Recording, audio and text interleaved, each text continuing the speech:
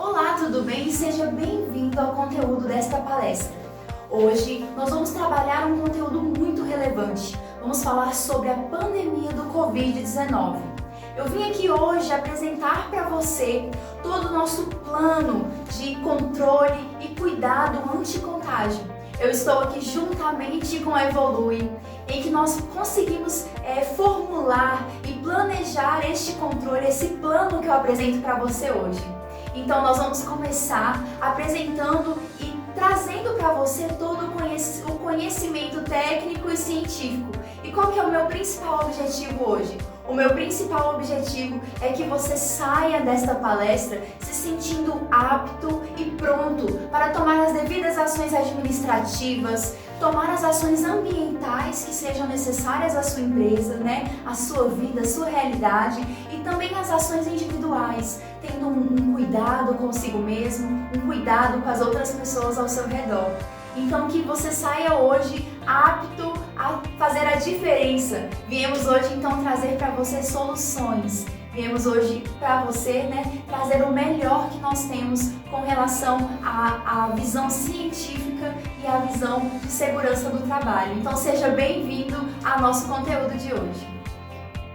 Para darmos início, vou apresentar um pouquinho mais de mim para vocês. Meu nome é Amanda, sou interna do curso de Medicina, me considero uma promotora de saúde e estou aqui juntamente com a Evolui. Nós estamos trazendo hoje para vocês o PCAC, que é um plano de controle anti-contágio. Este plano foi desenvolvido para Evolui para você, como empresa, para você como indivíduo, como funcionário, para que essas ações sejam adotadas na sua vida, na sua realidade e ambiente de trabalho, antes e depois do seu turno, na sua casa, para todos nós adotarmos diante deste momento que estamos vivendo. E qual seria o nosso objetivo? As nossas ações hoje, a nível nacional e mundial, que estão preconizando o distanciamento social, têm como objetivo. Nós sabemos que o nosso sistema de saúde hoje, ele tem uma capacidade limitada de atendimento. Então nós temos uma capacidade do sistema de saúde que não consegue abranger a totalidade de pacientes que possam vir a ser contaminados de forma simultânea. Por isso nós precisamos retardar este momento de progressão da doença. É para isso que o distanciamento social é importante, para que nós possamos atender a todos que, caso venham a ser contaminados, da melhor forma, para que as pessoas que precisem de atenção a nível de saúde, que elas possam receber o melhor auxílio. É por isso a importância de ficarmos em casa, a importância de adotarmos as medidas corretas, quanto ao isolamento, quanto ao distanciamento social. E vocês vão perceber que durante a minha palestra eu gosto de fazer muitas perguntas. Então se sintam aptos a respondê-las, abertos a respondê-las, e vamos construindo um conteúdo juntos. Vamos falar agora sobre a origem do coronavírus. O coronavírus é um vírus que foi descoberto na década de 40. Mas você sabe o que é um vírus? Um vírus, depois deste breve momento para que você pudesse pensar na resposta, aí nós vamos construir juntos. Um vírus, ele é um micro-organismo acelular que necessita de uma célula para que assim ele possa fazer a sua replicação. Então, qual que é a meta de vida de um vírus? É permitir a sua replicação e, nesse caso, a sua infecção no caso de um organismo humano, que nós estamos vivendo hoje. No caso do coronavírus, ele descoberto na década de 40, ainda não havia causado nenhuma doença no ser humano. A primeira doença que ele foi causar foi em 2002, onde houve a contaminação a nível epidêmico e pandêmico do SARS-CoV-1. Nesse caso, foi a síndrome respiratória aguda grave. Essa doença, em divergência com a doença atual da Covid-19, ela teve uma alta mortalidade. E não somente, além de termos uma alta mortalidade, este vírus só era transmitido em pacientes que estavam sintomáticos. Então, neste caso, quais eram as medidas adotadas? Isolamento do paciente que estava contaminado. E além disso, por ter uma alta mortalidade, também havia uma baixa disseminação da doença, já que as pessoas que estavam contaminadas tinham uma grande probabilidade de ir a óbito por conta desta doença. Então nós temos uma divergência com a doença do Covid-19 atual. Tudo bem? Então vamos lá. Como a gente pode caracterizar o coronavírus? O coronavírus, o SARS-CoV-2, ele é um vírus zoonótico. O que significa um vírus zoonótico? Você sabe a resposta? Um vírus zoonótico é um vírus que teve uma propagação, uma transmissão de um organismo animal, neste caso seriam os morcegos das cavernas chinesas, para o ser humano.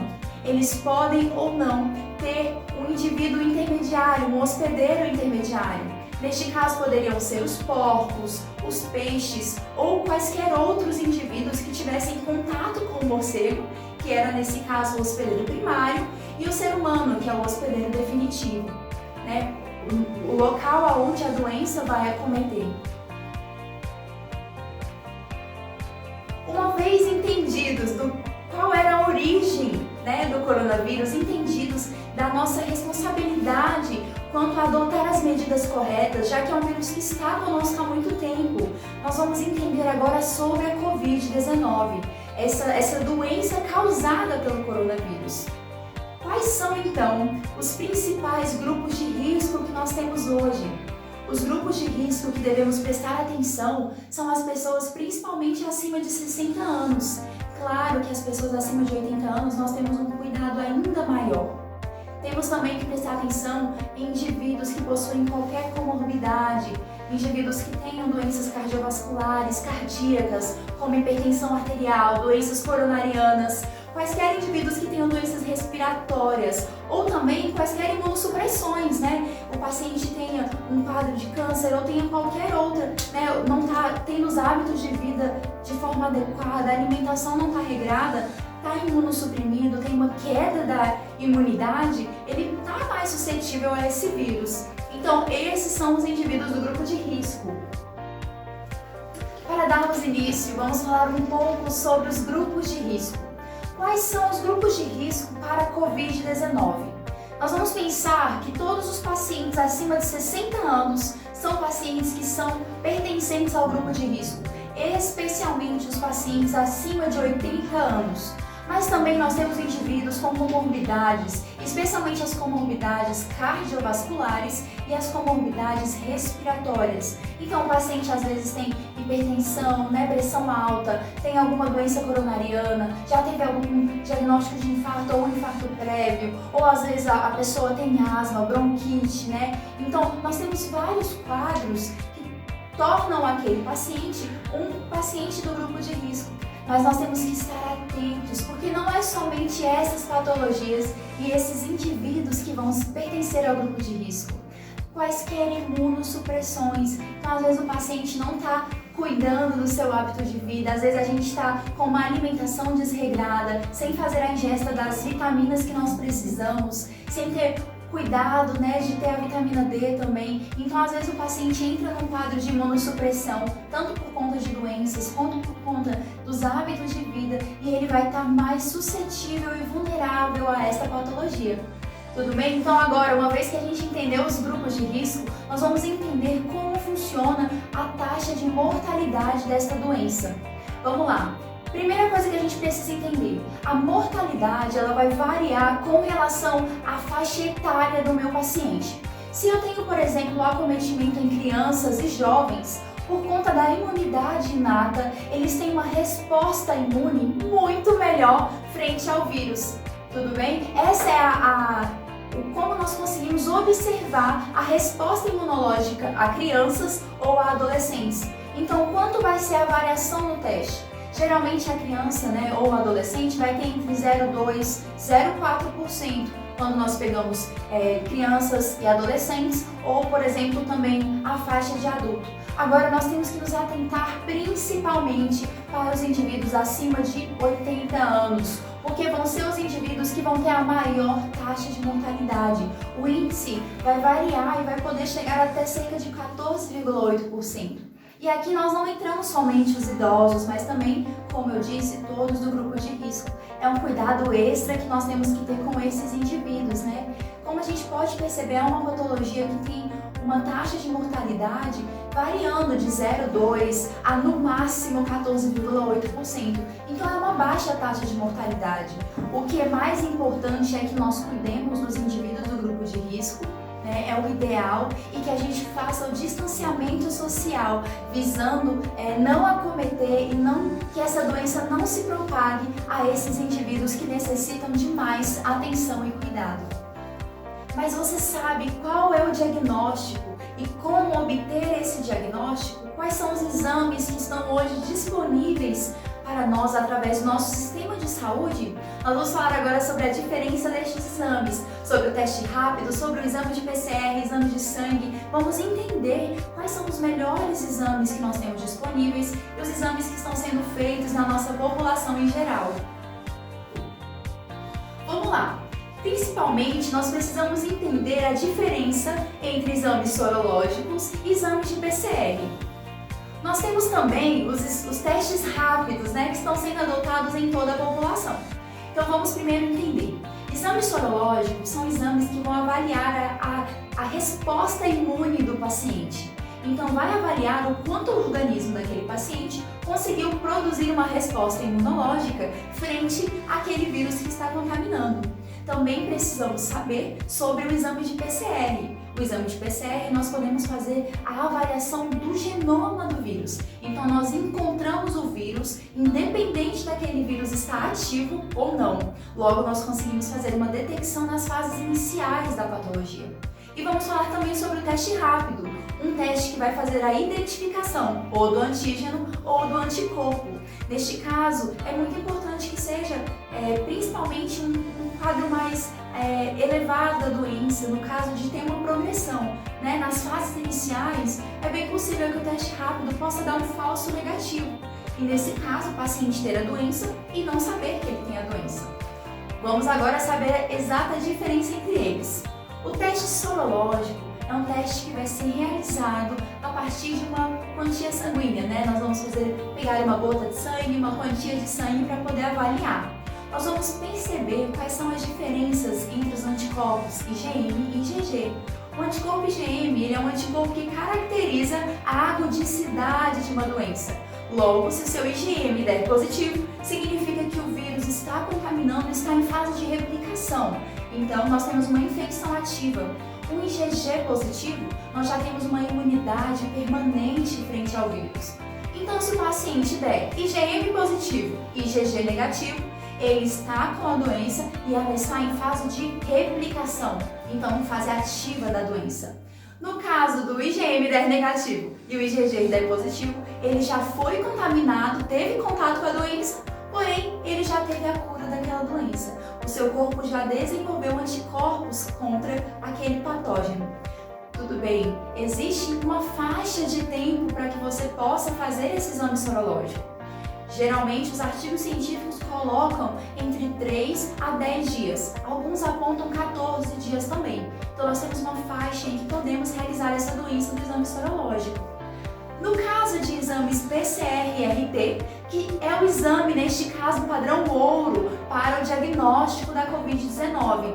Nesse exame de PCR e RT, nós vamos fazer uma transcriptase reversa do RNA viral do vírus, do SARS-CoV-1, SARS-CoV-2, que vai se distinguir em DNA viral. Uma vez que ele está um DNA viral, nós vamos fazer um acréscimo de fita simples de DNA para podermos ampliar esse vírus, né? Podemos ampliar este DNA e, nesse caso, procurar o RNA viral, nesse caso, o DNA viral. Então, nós fazemos uma identificação do genoma do vírus dentro do DNA do ser humano.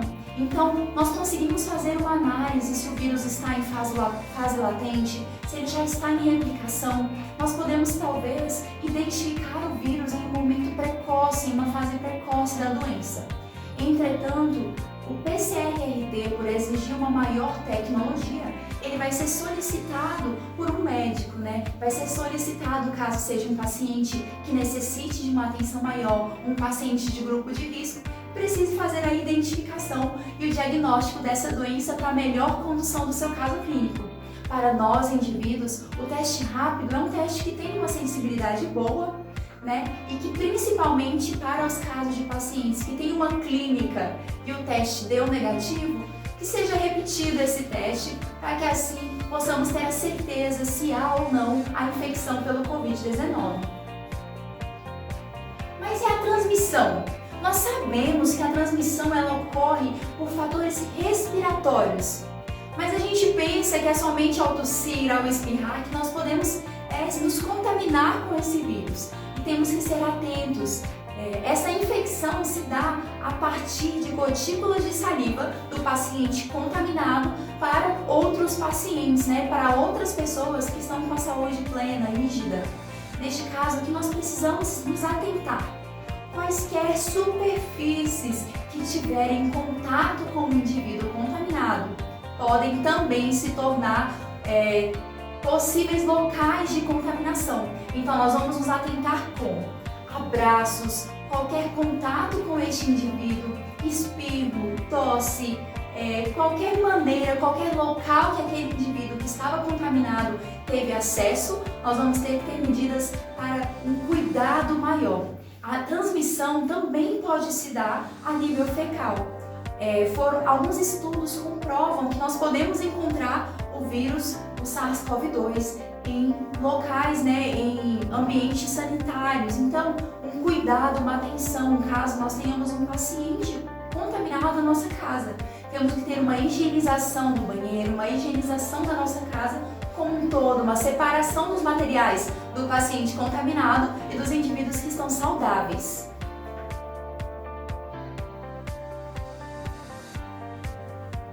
Mas é muito importante que nós entendamos a transmissão para poder entender as medidas que precisam ser adotadas. Aqui neste nosso esquema, nós mostramos um paciente que estava contaminado. Não houve bloqueio da propagação do vírus e todos os outros pacientes também se tornaram contaminados. Ou seja, não houve bloqueio e nós tivemos uma disseminação da doença. Neste caso, nós temos um paciente contaminado e tivemos um bloqueio da propagação desse vírus. Vamos supor que está sendo adotado o distanciamento social, o isolamento correto domiciliar. Aqui nós temos, por exemplo, a contaminação das pessoas que morariam na sua residência ou pessoas que tiveram contato com esse paciente, mas todos os outros indivíduos também, eles se tornaram, continuaram de forma rígida, continuaram saudáveis, não teve propagação desse vírus para outros indivíduos fora deste contexto, porque nós obedecemos, neste caso, o distanciamento social e as medidas corretas, né, de prevenção da doença. O que nós precisamos nos atentar? Existe um tempo, né, de disseminação desse vírus quando nós pensamos a nível de aerossóis. Então, quando nós temos, por exemplo, um paciente que está contaminado, aquele paciente tosse ou espirra, aí nós temos um vírus que vai continuar no ar por um determinado tempo diferente. Por isso, a importância do uso das máscaras para evitar que tenha essa disseminação do ambiente em que aquele paciente contaminado está localizado. Então, na nossa casa, nos consultórios, na nossa empresa, nós temos que ter um cuidado, uma atenção com os ambientes, porque os ambientes também podem estar contaminados. Porém, nós sabemos, já foi dito, né, que a transmissão se dá através de superfícies. Mas você sabe quanto tempo o vírus fica em cada superfície? O coronavírus, o Covid-19, essa doença, ela tem uma capacidade de sobrevida diferente em determinadas superfícies. E é muito importante que nós tenhamos atenção a isso para podermos adotar as medidas de higienização corretas. Então vamos lá, nós vamos falar sobre superfícies materiais comuns de serem encontrados. A primeira que nós vamos falar é a madeira. Na madeira, o SARS-CoV-2, que é o coronavírus, ele vai sobreviver por cerca de 4 dias. No cobre, por cerca de 4 horas. No plástico, de 2 a 3 dias. No papelão, por 24 horas. No aço, de 2 a 3 dias. E de forma aerosolizada, em poeira, ele vai durar de 40 minutos a 2 horas e 30. Então vamos lá, quais são os materiais que nós temos mais contato? Geralmente madeira, plástico, aço. todos esses materiais têm um tempo maior de sobrevida do Covid-19, do coronavírus, do que em outros materiais. Então nós precisamos estar atentos aos materiais, às superfícies que estamos em contato. O telefone celular, a mesa de trabalho, o escritório, qualquer local, maçanetas, portas, janelas, qualquer local de uso coletivo, nós temos que ter um cuidado e maior atenção quanto às medidas de higienização que nós vamos ensinar daqui a pouquinho para vocês. Então vamos lá, como conviver melhor nos nossos ambientes? No caso de você, como um funcionário de uma empresa, como agir para que a sua segurança esteja intacta e dos outros funcionários também? No caso de uma boa convivência nos ambientes, nós precisamos lavar as mãos frequentemente. Eu vou falar para vocês logo como higienizar corretamente as mãos e em quais momentos eu devo fazer a higienização das minhas mãos, antes e após, tudo bem? Então aqui, sempre que eu tiver contato com qualquer objeto que foi fornecido por alguém, por um cliente, um fornecedor, sempre que eu tiver, antes de atender um cliente, antes de ter contato com alguém na minha empresa, eu preciso fazer a higienização, para que eu não possa ser um transmissor. E também, após o contato, eu preciso fazer também a higienização das minhas mãos. Então, antes e após o contato, para que eu não possa ser, nesse caso, um transmissor desse vírus, nem para mim mesmo, nem para outras pessoas no meu trabalho. Isso também na nossa casa. Antes e depois do contato com as pessoas da nossa casa, nós precisamos sempre estar higienizando as nossas mãos. Usar o papel toalha, a gente tem o costume de usar o pano, usar sempre um tecido, mas não, nós precisamos utilizar materiais descartáveis para a higienização das nossas mãos. Principalmente a nível administrativo, a nível empresarial, nós temos que ter à disposição sempre toalhas de papel e sabonete líquido, para que não seja nesse caso um sabonete em barra que nós temos o costume de usar, para não possamos contribuir para a permanência desse vírus nas superfícies que nós temos contato. Temos que respeitar o espaço do outro, sempre mantermos 1,5 m, 2 metros de quem estiver ao nosso redor. É um cuidado, é uma atenção que eu tenho comigo e com a pessoa que está ao meu redor. Você está no escritório de uma empresa, sempre tem um cuidado de ter uma distância padrão entre as pessoas que vão estar em acesso, em contato com você e com outras pessoas também da sua empresa, na sua casa. O compartilhamento de itens pessoais. Vamos pensar que nós estamos em uma empresa, nós fazemos sempre o atendimento de telefones, nós estamos lá com o telefone fixo, telefone celular. Não compartilhar, sempre temos uma atenção com a higienização, sempre limparmos os objetos de uso compartilhado, de uso coletivo e evitar o uso desses materiais. É sempre importante nós mantermos uma ventilação daquele local. Vamos manter as janelas abertas, evitar o uso de ar-condicionados, se possível deixar as portas abertas, que o ambiente seja o mais arejado possível para uma circulação melhor do ar. Também precisamos usar as máscaras dentro dos nossos escritórios. Em todos os momentos em que estiver ocorrendo atividades, nós precisamos estar de máscaras. E vamos cobrar as pessoas ao nosso redor que também usem as máscaras. Vamos tornar isso um hábito de saúde da sua empresa, da sua casa, em qualquer local onde você estiver. Além disso, é muito importante que sempre que for possível, entre os setores, eu deixe as portas internas abertas. Então, não somente com o contato externo, mas também internamente, para que caso tenha, por exemplo, um cliente, um fornecedor que esteja assintomático e possa ter esse vírus, que nós possamos dificultar a transmissão para qualquer um de nós. É um cuidado extra que nós temos. Evitar o toque em puxadores, maçanetas, porque são locais de uso comum. O ponto digital, nós sempre utilizamos o ponto para nível de frequência, para avaliar a pontualidade dos nossos funcionários, mas hoje nós precisamos pensar em outras estratégias que não nos coloquem em risco. Então, o ponto digital, além de necessitar ser higienizado todo o tempo, o ideal é que nós possamos utilizar outras maneiras, vamos retornar ao uso manual, vamos voltar a escrever, fazer uma pontualidade verbal, presencial, mas vamos fugir daquilo em que há um toque, pessoal. Uma vez que nós entendemos como funciona as nossas ações, como nós devemos agir nos nossos ambientes, na nossa casa, nós vamos entender agora quais são os sintomas, se realmente parece com um resfriado comum, se parece com uma gripe. Nós vamos entender os sintomas para que nós possamos ter atenção conosco e com as pessoas ao nosso redor. Então vamos lá, nós vamos ter uma tríade de sintomas, que geralmente são sintomas que mais acometem as pessoas que têm este vírus, né? As pessoas que têm o coronavírus. Primeira coisa, vamos lembrar que grande parte das pessoas são assintomáticas, então elas não têm sintoma nenhum. Porém, muitas outras apresentam sintomas mais abrangentes. Vamos lá, nossa tríade vai ser: primeiro sintoma, a febre. Segundo, a tosse, uma tosse seca ou secretiva. Geralmente é uma tosse seca, né, que não tem produção. E no terceiro lugar, nós vamos ter a dor de garganta. Temos também um sintoma-chave que vai nos dizer a gravidade daquele quadro. É a falta de ar.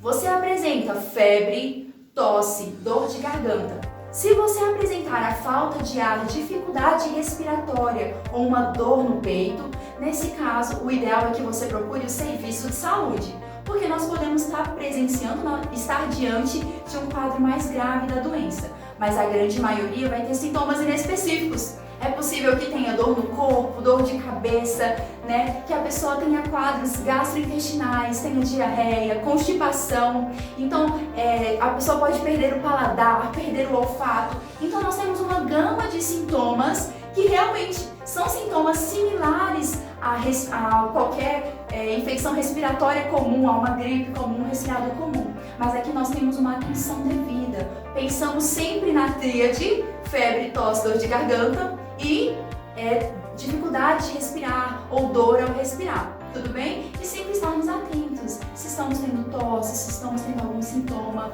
usar a máscara dentro de casa, ter um distanciamento social dentro da nossa casa. Sendo assim, não adianta que eu cuide somente do meu ambiente, certo? Adianta eu deixar as janelas abertas, mas eu não tenho cuidado comigo mesmo? Eu preciso ter uma atenção redobrada quanto ao meu cuidado pessoal. Então vamos lá, para as medidas do cuidado pessoal nós vamos ter: a primeira, a alimentação, uma boa alimentação, mantermos sempre hidratados. Então, nós vamos sempre beber água, mantermos uma dieta equilibrada, fazer atividade física, sempre uma saúde boa, né? Pessoas que têm cabelos longos, a nível empresarial, a nível do seu trabalho, um cuidado, né? Vamos manter os cabelos presos, cuidado aonde o seu cabelo teve contato, né? Sempre manter o cabelo preso para evitar que ele possa ser também uma contaminação para você.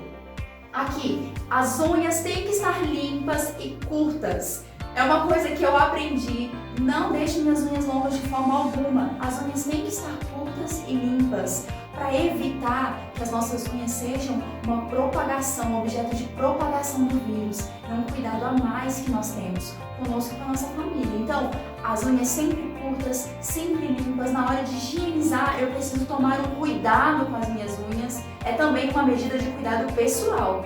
Evitar tocar nos olhos, no nariz, na boca, qualquer local de mucosa. A gente tem o costume de estar sempre tocando no rosto.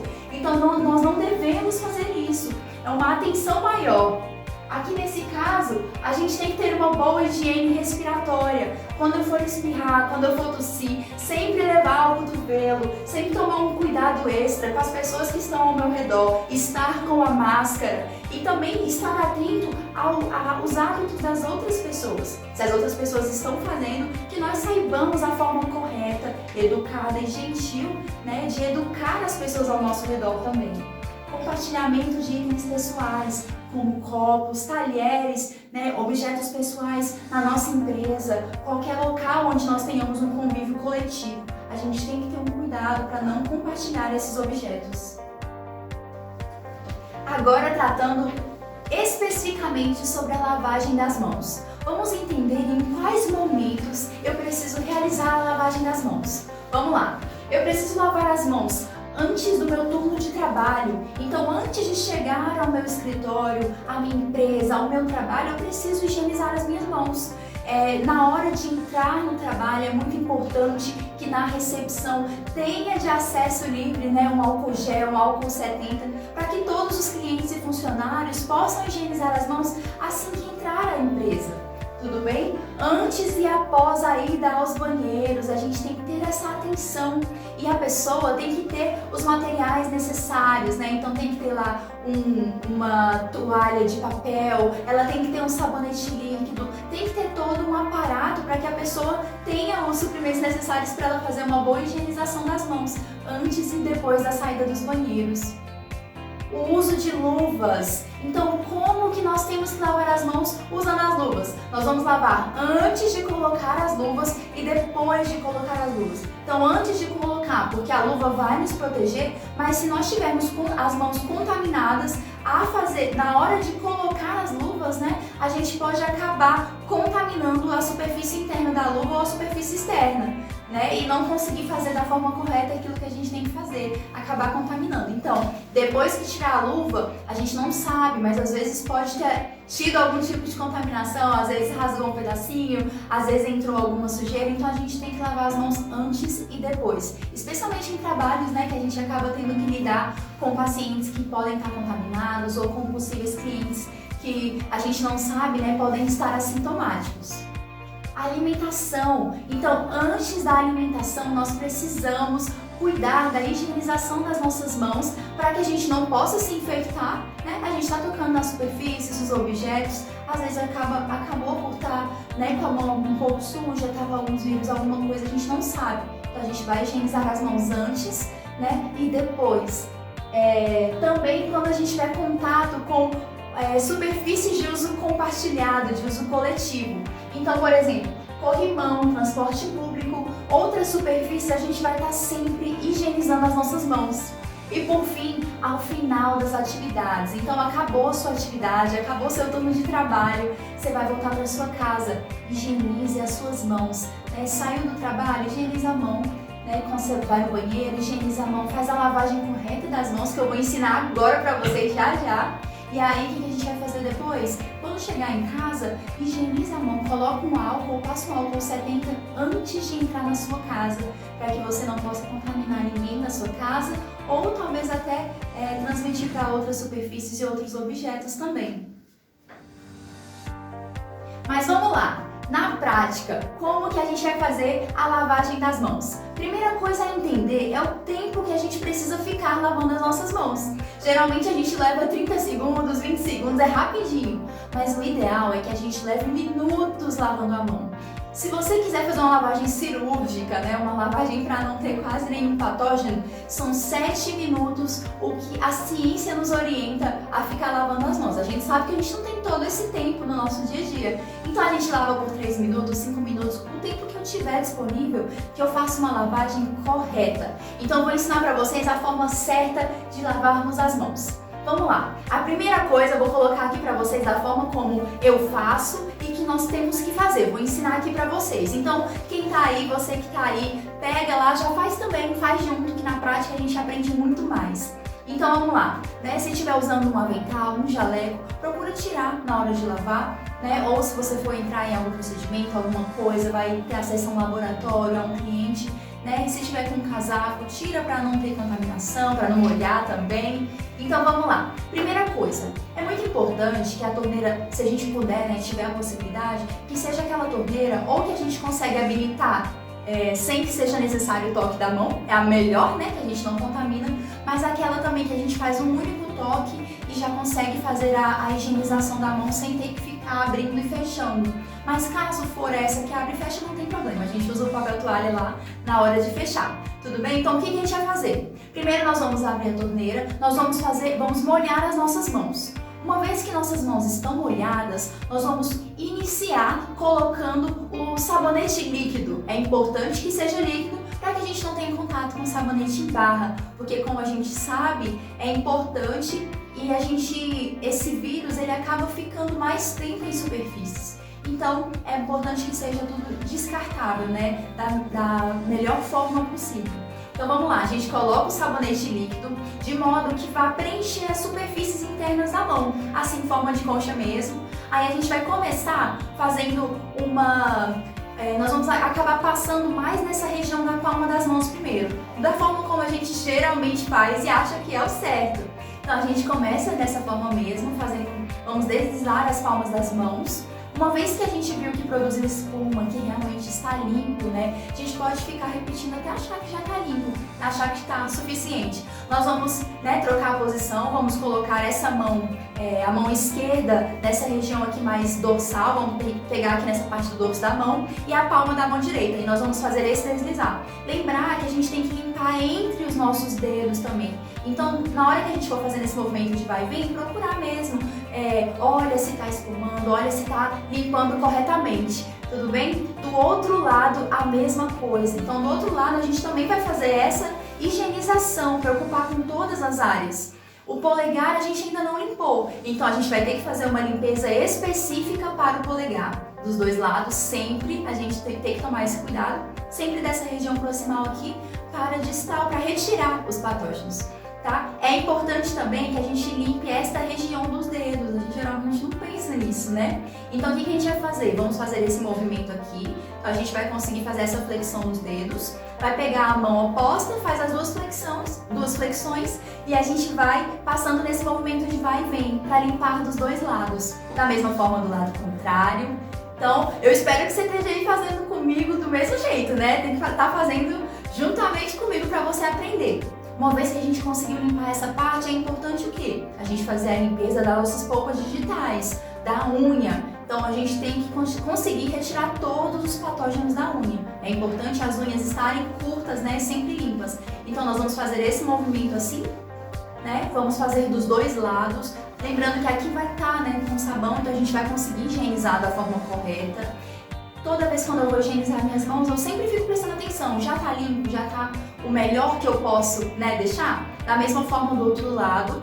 Ok, nós temos as nossas mãos, já estão higienizadas. Agora eu preciso prestar atenção e higienizar também o meu punho, que também tem acesso às superfícies, né? E tem muito contato. Então, como vamos higienizar? Sempre vamos limpá-lo da região proximal para a região distal.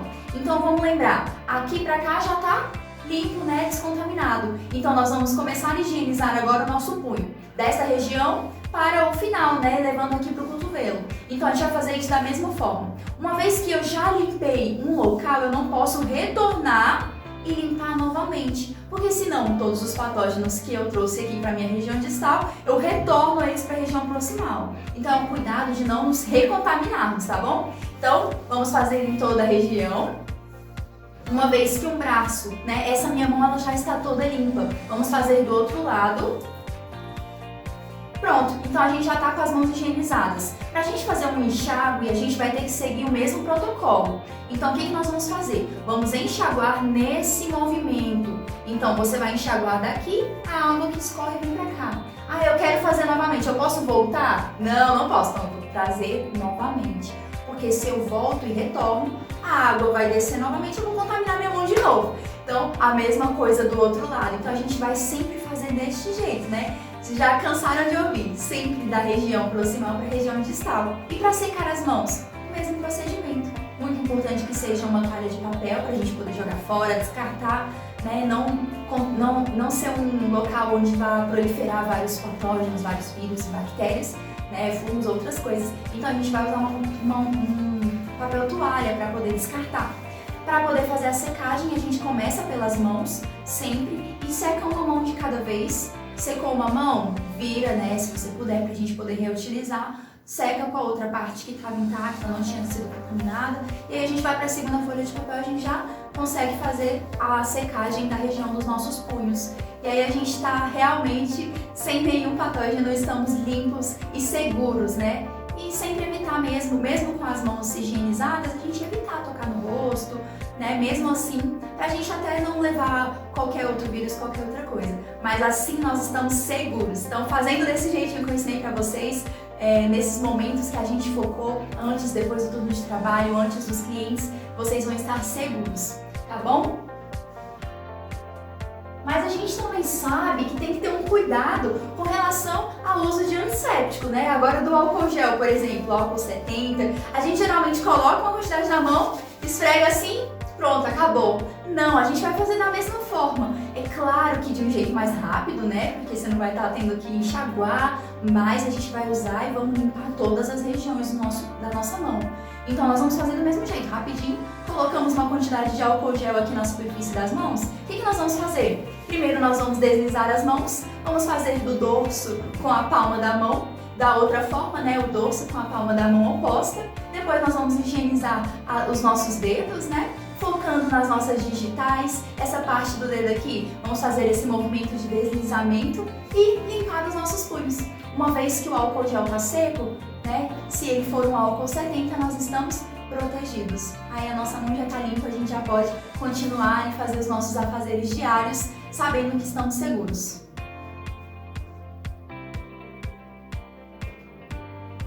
Mas a gente também tem que se atentar que não basta que eu higienize as minhas mãos, que eu cuide da minha proteção individual sem cuidar do meu ambiente, né? O ambiente em que eu estou trabalhando, o ambiente da minha casa, se eu estou fazendo um teletrabalho, ou às vezes o ambiente da minha casa, né? O ambiente domiciliar, tudo, o meu carro, tudo precisa estar sempre sendo limpo. Então eu preciso fazer uma higiene das minhas superfícies, certo? Daquelas que eu estou tendo contato diário. Então vamos lá, para fazer a limpeza de superfícies, objetos do posto de trabalho, nós vamos fazer uma desinfecção química todos os dias. Então, após o expediente, eu preciso fazer a higienização da superfície onde eu tenho um contato coletivo, como as maçanetas, as portas, os interruptores, né? Às vezes as pessoas estão usando também os corrimões, às vezes você tem acesso o uso de elevadores, então tem que fazer uma higienização de todas essas superfícies, das mesas de trabalho, telefone, tudo a gente tem que fazer essa higienização antes do dia seguinte. E no dia seguinte, se puder, tiver um tempo livre, naquele local onde você vai trabalhar, tenha sempre um paninho, uma papel toalha que você possa higienizar e descartar depois. Então vamos lá, o que a gente vai usar geralmente? Nós vamos usar o álcool, principalmente nas regiões onde você tem um contato pessoal. Então, por exemplo, nos sanitários, nos banheiros, a desinfecção vai ser feita usando álcool 70, da mesma forma. Muito bom a gente colocar coloca em uma superfície, né, que vai comportar, você consegue usar em spray, é muito bom para fazer a higienização dos locais. Então, nós vamos higienizar desta forma todas essas regiões. Vamos usar primeiramente o álcool.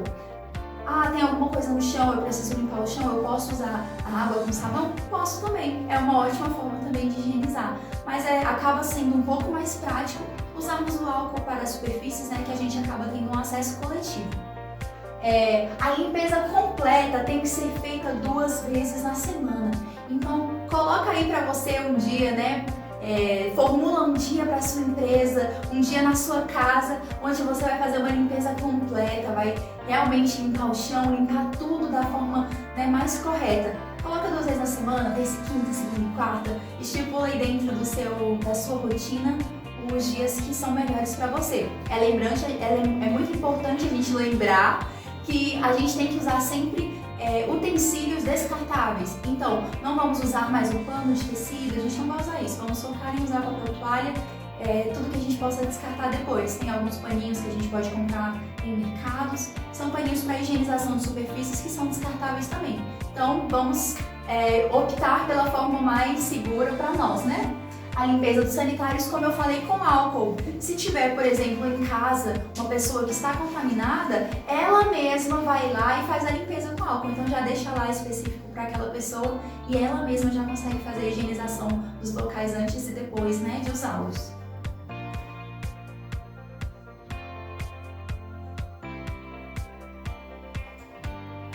Agora nós vamos trabalhar os equipamentos de proteção individual. Então nós temos vários equipamentos que podem ser usados para reduzir a nossa contaminação, para impedir que nós possamos ser afetados por quaisquer vírus, quaisquer micróbios ou qualquer coisa que esteja no nosso ambiente. E é muito importante que a gente use, especialmente neste momento que a gente está vivendo agora. Então vamos lá, quais são os equipamentos equipamentos que você tem usado. No seu trabalho, você está usando a máscara, né, que nós precisamos usar. Agora nós estamos usando muito a máscara de tecido, né, a de pano. Tem muitas empresas, inclusive a Evolui, que mandou fazer máscaras para os funcionários, né? Então é até um estímulo para os funcionários usarem todos a mesma máscara, mostra que a empresa está tendo um cuidado com os seus funcionários. Então adote isso para você também, né? Se você puder mandar fazer, faça a sua máscara e depois eu vou ensinar para vocês a forma correta de utilizá-la. Mas então, nós estamos usando a máscara, mas às vezes nós precisamos usar outros utensílios e equipamentos, não somente a máscara. É muito importante, né, para que as pessoas que tenham contato maior com outras pessoas, né, ou que tenham contato com pessoas que estão talvez contaminadas, ou com o coletivo de modo geral, tem pessoas que precisam acabar utilizando um óculos de proteção. Existem hoje também as viseiras que são muito utilizadas, principalmente para procedimentos, né? Às vezes a pessoa tem um consultório odontológico, acaba precisando utilizar, e às vezes em outras áreas nós também temos um contato maior com pacientes ou com o coletivo das pessoas. Usar a viseira é muito bom, a gente pode encontrar também. A viseira é aquela superfície, geralmente ela tem um acrílico, né? Um material de acrílico, facilita na hora de utilizar e facilita também na hora da gente poder fazer a higienização depois. Nós temos também, como eu falei, as luvas de segurança, que eu falei que vou ensinar para vocês como colocar, né, e como retirar. As luvas de segurança, a gente já falou, tem que limpar as mãos antes e depois de utilizá-las, mas é muito importante que a gente saiba a forma certa de retirar. Luvas de segurança a gente retira sempre pelo pulso, pela região interna. A gente vai pegar o indicador, né? E aí o que a gente vai fazer? 2 dedinhos, você vai colocar pela região interna da sua luva. É uma região que não está contaminada, porque está em contato com a sua pele, né? Que você higienizou, então ela está limpa. O que você vai fazer? Coloca pela superfície interna e você vai realizando a retirada dessa luva sem ter contato com a superfície externa, sem encostar. Então, retirou, descartou aquela luva no local apropriado para isso. É bom ter uma lixeirinha específica para isso.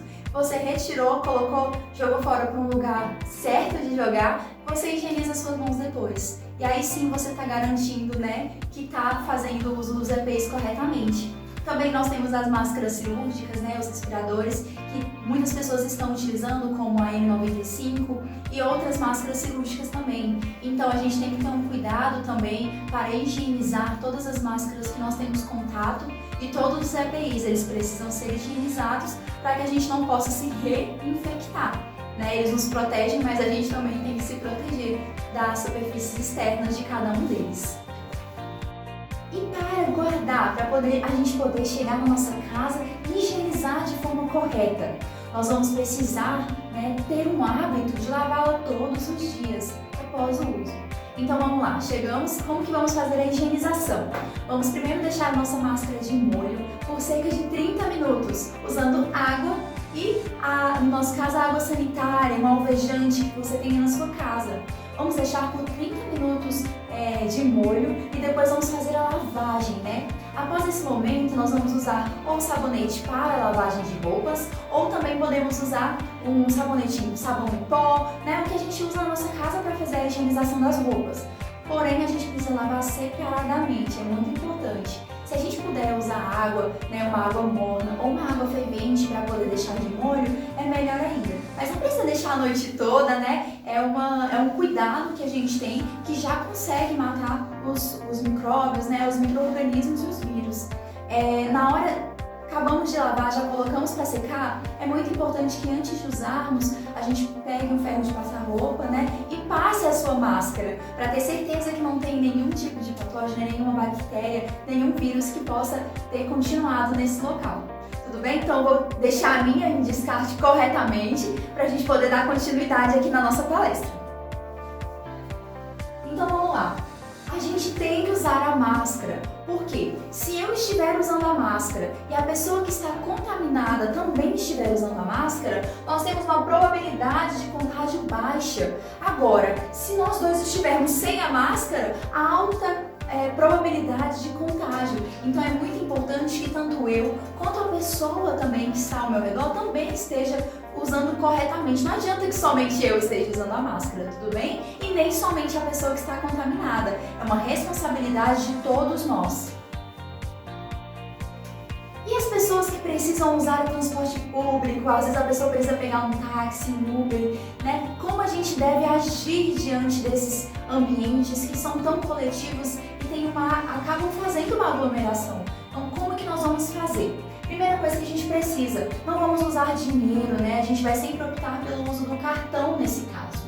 A gente vai usar o cartão, o contato com as pessoas ele vai ser mantido ao mínimo, né? A gente não vai ter um contato físico próximo das pessoas. É importante que a gente esteja sempre, se puder, que nós sejamos o único passageiro. Então, você vai pegar um táxi, vai pegar um Uber, alguma coisa assim, tente ir sozinho, né? E que os motoristas, as pessoas que estão, né, dirigindo também tenham esse cuidado de não colocar mais pessoas no seu veículo, né? A hora de tocar nas coisas eu preciso estar atento, principalmente no ônibus. Não tocar nos locais, eu vou tentar sempre manter a minha higiene, a minha integridade, a minha higiene pessoal. Na hora de tossir, cubra com o cotovelo, né, como a gente já falou. Depois, poxa, acabou tossindo, sempre desinfete as suas mãos, né, depois. Use as máscaras, né, é um uso que a gente tem que ter todo o tempo, é um cuidado, não precisa de uma atenção de fora. Eu posso ter esse cuidado comigo e com as pessoas que estão ao meu redor, é uma responsabilidade social. Eu também preciso ter o meu álcool gel individual, para que eu possa utilizar antes e depois do uso do transporte público. No meu ambiente de trabalho, eu preciso ter medidas para evitar aglomerações. Então vamos lá, na hora do almoço, na hora das minhas refeições, eu preciso ter um cuidado para manter esse isolamento social, esse distanciamento. Na sala de descanso, sala de comum acesso, ter cuidado com os sofás, poltronas, cadeiras, mesas, talheres, tudo tem que ser de forma individual, sempre estar higienizado, sempre ter um cuidado com as pessoas que estavam em contato antes e depois de você. A flexibilização do horário de trabalho. Por quê? Algumas empresas têm um ambiente, uma estrutura que suporta, uma grande quantidade de funcionários ao mesmo tempo e que tem um afastamento, um distanciamento social adequado. Mas tem várias outras empresas que não podem ter não capacitam, não comportam essa quantidade de pessoas. Então tem que ter uma flexibilização para poder avaliar quantos funcionários vão estar no ambiente no horário da manhã, no período vespertino, no período noturno, para a gente ter sempre um cuidado de não gerar uma aglomeração do nosso ambiente de trabalho. Com relação também à distância, eu preciso estar atento para manter sempre 1,5 m a 2 metros de distância de todas as pessoas ao meu redor. Uma pergunta muito comum é possível ter uma contaminação dupla de coronavírus e dengue ao mesmo tempo? Então vamos lá, nós estamos em tempo de chuvas, nós estamos em tempo de proliferação do mosquito da dengue e a gente tem que ter um cuidado. Por quê? Ambos são vírus, causadores de doenças diferentes. A gente ainda não sabe como funciona a interação dessas duas doenças, simultaneamente no organismo humano. Então a gente tem que ter um cuidado para evitar essa contaminação. E a gente também tem que ter atenção, porque sim, por serem vírus diferentes, é possível que tenha uma infecção respiratória e uma infecção por dengue simultânea. Mas a gente ainda não sabe como ocorre. Nós sabemos que nós temos um número acentuado de óbitos por causa da dengue e a gente pode fazer medidas de prevenção, a gente pode cuidar, evitar água parada, tomar cuidado com a nossa casa e com as casas também ao nosso redor. Se cada um de nós fizer a nossa parte, a gente pode sim fazer a diferença na nossa saúde pública. E a pergunta é, o nosso medo, e caso eu fique doente?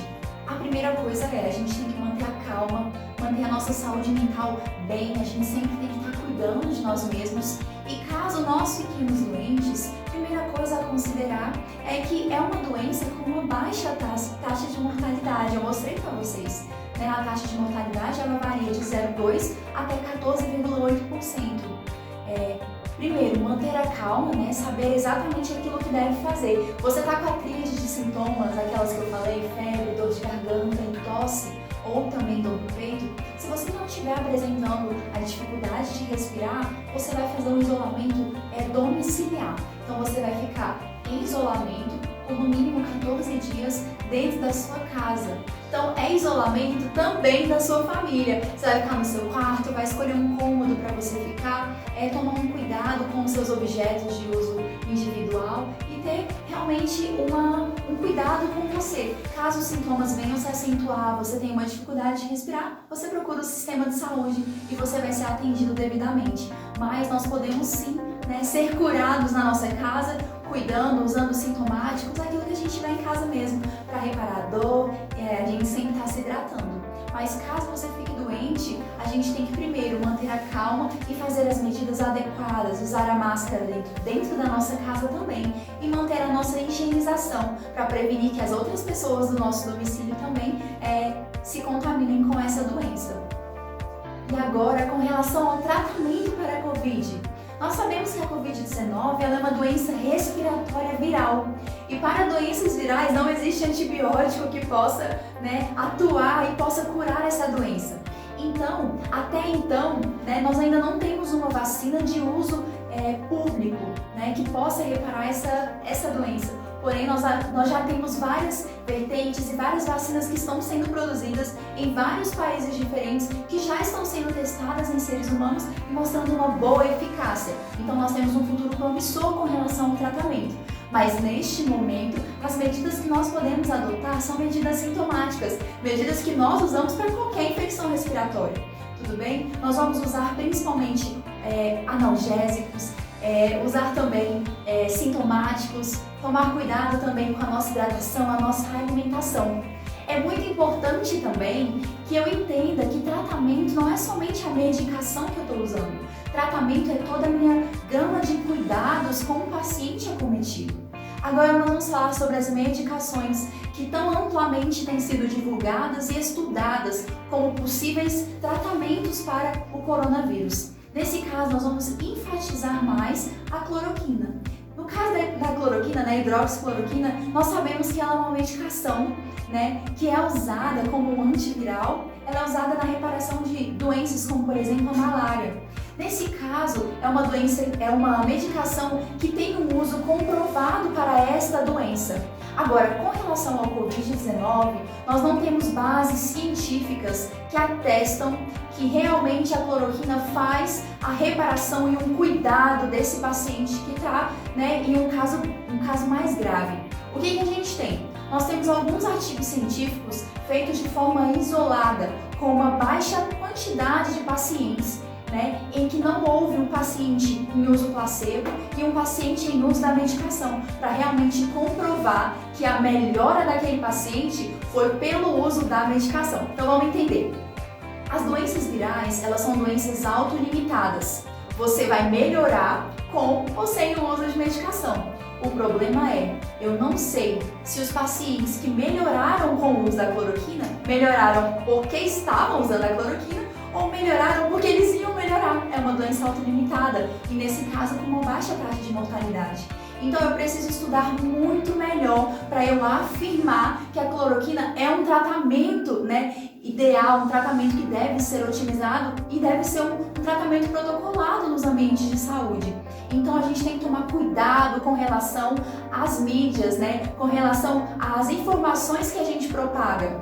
As medicações, como por exemplo a cloroquina, o Redensivir, o Lopinavir, não são medicações que têm efeito comprovado contra o Covid-19.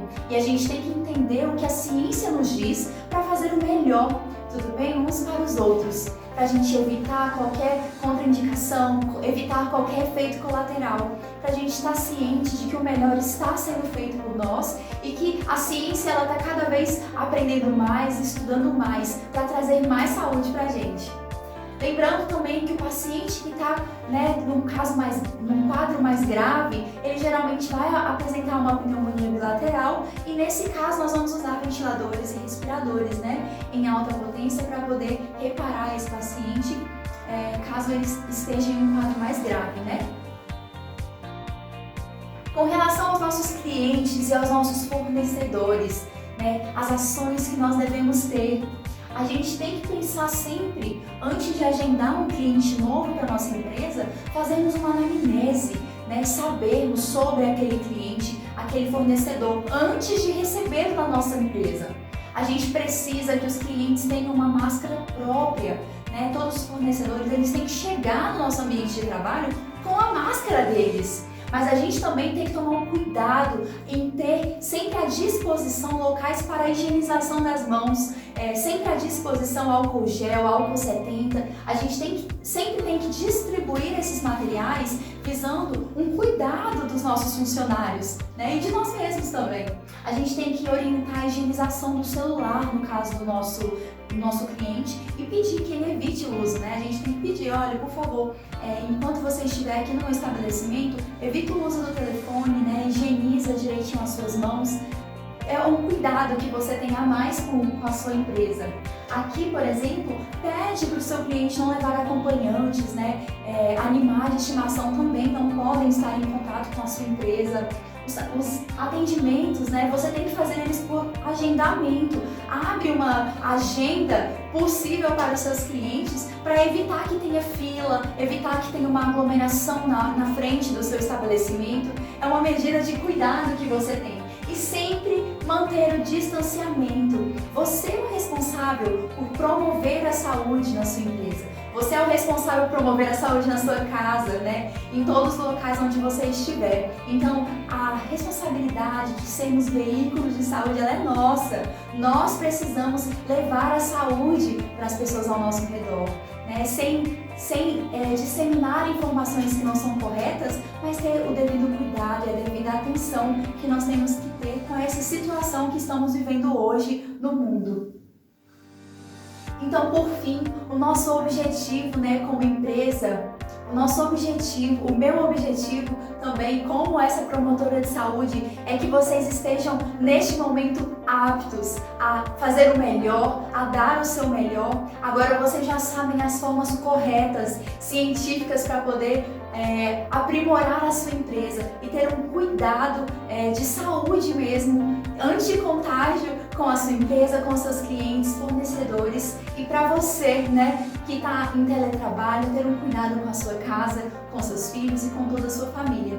E vamos começar com a saúde com a gente e depois a gente consegue sim amplificar essa saúde, sendo hoje uma saúde pública adequada, com pessoas conscientes e que realmente sabem o que devem fazer. Então eu quero deixar aqui meu muito obrigada a você que esteve conosco assistindo, né? Compartilha, passa para frente, curta, comente, qualquer dúvida eu estou à disposição para respondê-los. Podem fazer sugestões também, estamos abertos e o objetivo é justamente esse, que você se sinta seguro e tranquilo que você está fazendo o melhor. Para você que vai retornar ao trabalho, né, que você faça sempre o melhor pela sua empresa e por você também. Então, muito obrigado e tchau!